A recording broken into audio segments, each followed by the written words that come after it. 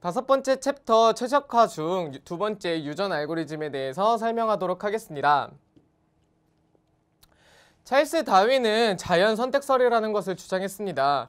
어떤 생물은 오랜 세월 동안 환경에 맞게 서서히 모습이 변해간다 라고 주장을 했는데요. 환경에 적응한 생물들은 살아남고 그렇지 못한 생물들은 멸종을 하면서 더 우수한 형질의 개체만 살아남는다는 것이 이 찰스 다윈의 자연 선택설이었습니다. 생물 진화의 과정에 대해서 한번 알아보도록 하겠습니다. 먼저 선택입니다. 모든 생물들은 세포라는 것을 가지고 있는데 이 세포 안에는 머리카락 유전자, 쌍꺼풀 유전자, 보조개 유전자, 다리 길이 유전자와 같은 유전자 정보를 가지고 있습니다.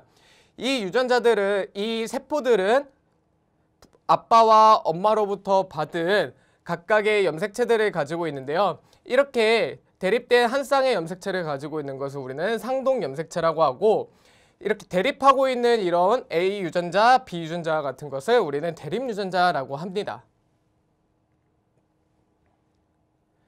이렇게 아빠와 엄마에게 반반씩 받아서 1세대의 아이들이 태어났다면 이 1세대의 아이들은 또 다시 조합을 통해서 대립 유전자가 조합이 되면서 3세대의 아이들을 낳게 됩니다. 이러한 교차 과정을 거치면서 생물이 진화를 하게 되는데요.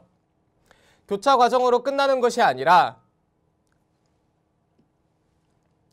그리고 변이 과정을 거치게 됩니다. 이 왼쪽에 있는 물고기는 예를 들어 환경에 잘 적응을 하고 포식자의 눈에 잘 띄지 않아서 오래오래 살아남은 반면에 오른쪽에 있는 이 물고기는 포식자의 눈에 잘 띄어서 멸종 위기가 되었다고 생각해 봅시다. 그렇게 됐을 경우에 이 갈색 물고기들은 포식자 눈에 잘 띄지 않는 색깔로 변이가 일어나게 되면서 이 대립 유전자들이 점점 교차를 새롭게 하게 되고 변이 과정을 거치면서 새로운 물고기들이 나타나게 되는 것입니다. 그렇다면 유전 알고리즘이란 조금 전에 이야기했던 이런 유전자 개념과 찰스 다윈의 자연 선택의 개념을 최적화해서 활용한 알고리즘이라고 할 수 있는데요. 오른쪽 그림에서 보듯이 G1, G2, G3, G4 이런 거 각각 하나를 개체라고 하였을 때 이 개체 안에는 0과 1로 이루어진 유전자 정보가 들어있다고 생각하면 됩니다. 그리고 이러한 것들 하나 전체를 우리는 한 세대라고 보고 이해하면 더 쉬울 것입니다. 이제 문제를 통해서 우리가 유전 알고리즘 절차에 대해서 한번 알아보도록 하겠습니다. 0부터 9까지의 총 10가지의 숫자 중에서 6개를 선택해서 6개의 수가 다 더했을 때 30이 나오는 이런 문제가 있다고 생각을 했을 때 어떻게 그 숫자를 선택할 수 있는지에 대한 문제입니다.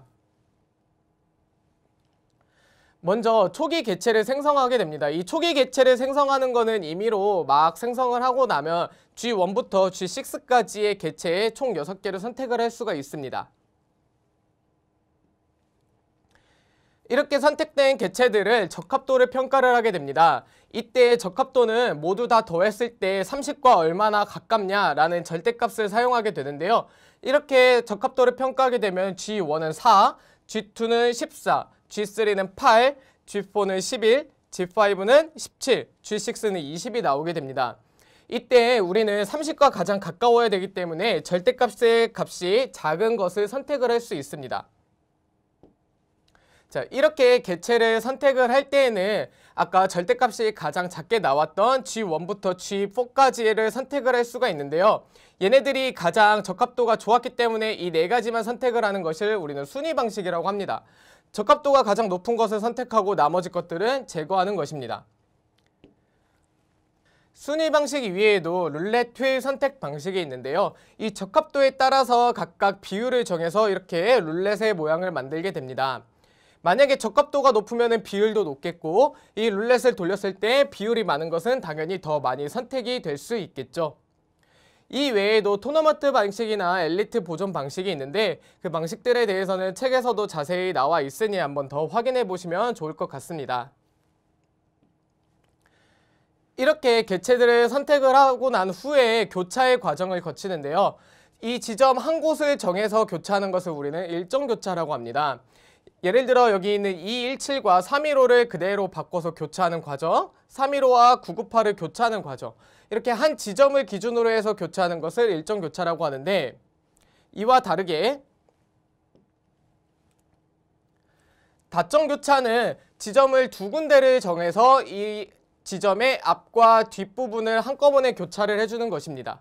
일점 교차가 한 지점만 선택을 했다면 다점 교차는 이 지점을 두 군데 이상 선택을 해서 교차를 해주는 방식이라고 할 수 있습니다.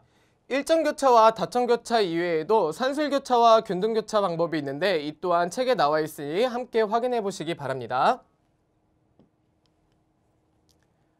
이렇게 교배된 개체들은 이제 변이 과정을 거치게 됩니다. 돌연 변이 확률에 따라서 이제 변이 과정을 거치게 되는데 지금 여기 예시에서 보듯이 G3와 G5의 3과 2를 4와 8로 각각 임의로 교체를 해서 다양한 개체들이 나올 수 있도록 또 그 다양성을 보존할 수 있도록 돌연 변이를 만들어주는 것입니다. 그리고 마지막으로 개체의 대치가 이루어지는데요. 대치는 이렇게 적합도가 낮은 것들을 제거하고 우수한 개체들만 남겨놓고 그것들과 함께 바꿔주는 과정이라고 할 수 있습니다. 그렇게 되면은 나중에는 우수한 형질의 개체들만 남아있게 되고 그 우수한 형질의 개체들만 다시 교차와 변이 과정을 거치면서 최적의 해를 탐색할 수 있는 것입니다. 이러한 유전 알고리즘을 확장하여 인공신경망에서도 활용할 수가 있습니다. 적합한 신경망 개체만 선택해서 교배, 변이, 대체의 과정을 거치면서 가장 우수한 신경망을 선택해서 우리가 활용할 수 있는 것입니다. 이상으로 5번째 챕터 최적화에 대한 설명을 모두 마치도록 하겠습니다. 감사합니다.